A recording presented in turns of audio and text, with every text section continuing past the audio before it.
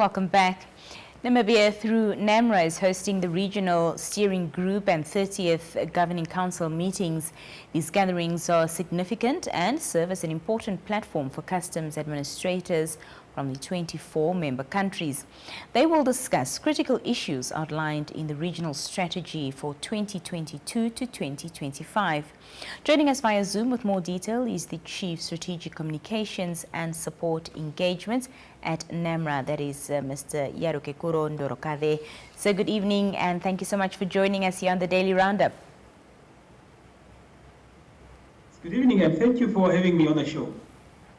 Just to perhaps start with, talk to us about the significance of Namibia hosting the 39th Regional Steering Group and 30th Governing Meeting of the World Customs Organization for East and Southern Africa.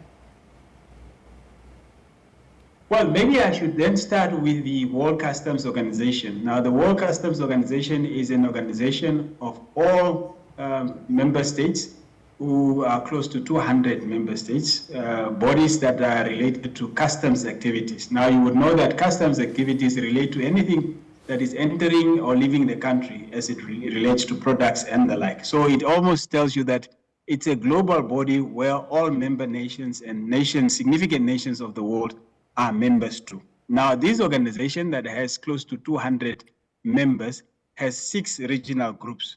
Now, the ESA group, which is the Eastern Southern African group, is one of those 6 groups. Now, it is a membership of about 24 member states who, as the name suggests, then comprises African states who are in the east as well as the southern part of Africa. Now, why is it significant that we are hosting this on behalf of Namibia as the Namibia Revenue Agency? You know that we are relatively a new organization. Last month, we celebrated our 3rd anniversary of existence as NamRA. And for us to gain global significance and regional significance, the hosting of this meeting obviously puts us there so that others also recognize that we are a force to be reckoned with. But also, when you have regard to our vision, it speaks to us aspiring to become a world-class revenue agency, serving with passion to positively impact the livelihood of every Namibian. Now, you can only become world-class when you are engaging at world-class level. And this really puts us and aligns very well with our aspiration as an organization. That's the significance that it presents to us. Mr. Ndorokade, talk to us about some of the key topics and issues that were discussed during this meeting. Great. The steering group's meeting started this morning. It's going to continue up to Wednesday. And Thursday and Friday, we are then going to have the governing council meeting. Now, during the steering committee, and if one has regard to what was discussed this morning, it was a platform for the various platforms of this organization to actually give feedback. Because as we are saying, this is the 39th session. That tells you that 38 other sessions have taken place. And therefore, it was really a platform to look at what was decided the last time. The last meeting was held in Madagascar, May last year. What were some of the decisions taken there? And what is the progress that has been made? And really, the focus here is around the wellness, the well-being, as well as the wellness of customs officials, because much as we would talk about the targets and all of these goals that the customs officials must attain, it is also important to look at the well-being, the mental state of those that are operating in this space. And that is really one of the topics that is really spearheading. Another one is obviously capacity building, because people are sharing experiences and there are certain things that would work in certain parts of the world. And therefore, it is important for members to know what are the problems, because many of the problems are very common. But you would also learn from a PA as to what is it that they are doing to ensure that these problems are attended to and are no longer troubling other revenue agencies or customs administration. And that's really what it represents us, and that's what has really been discussed. At the end of this meeting, which would be Wednesday, the expectation is that there will be a report that would then be adopted by those that are in attendance, which would then be presented on Thursday to the Governing Council, which is the highest body. And this is where the commissioners and commissioner generals actually serve, and they would then be taking decisions, which decisions then need to be put into effect before the next sitting, which would then be next year. How do meetings of this nature enhance regional cooperation and collaboration amongst customs administrations in East and Southern Africa? It does to a great extent. And that's really one point that was made throughout the discussions today, is to say this is not a talking show, because they were also referring to some of the decisions that were taken last time and how that has also led to the implementation of some of the things. One example that our commissioner during his intervention made as a practical example was that during the last sitting, South Africa, through the South African Revenue Service, SARS, shared their leadership model. And inspired by the SARS leadership model, we have then since developed our own, the NamRA leadership model. That's one practical example. The other one is really the sharing of intelligence. And this is where, when there are suspicions around certain consignments, that you'll be able to tell your PA to say, there's this item that is coming, destined for your country.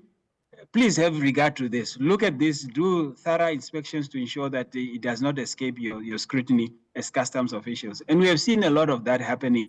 In fact, what we are presented to today was that the sharing of information has actually picked up, so much so that it has led to many interceptions as far as illicit goods are concerned, and seizures of otherwise things that would have made it into the various markets of the member states. So it is very important for obviously building networks, for sharing experiences, but also for ensuring that through the activities that customs officials and administration are entrusted with, that is actually enhanced. So it serves a very practical purpose.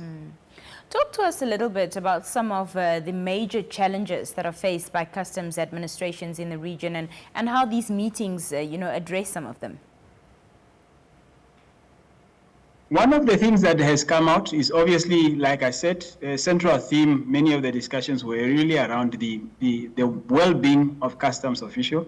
How do you ensure that customs officials are in a good state of mind and they are able to perform at optimal levels?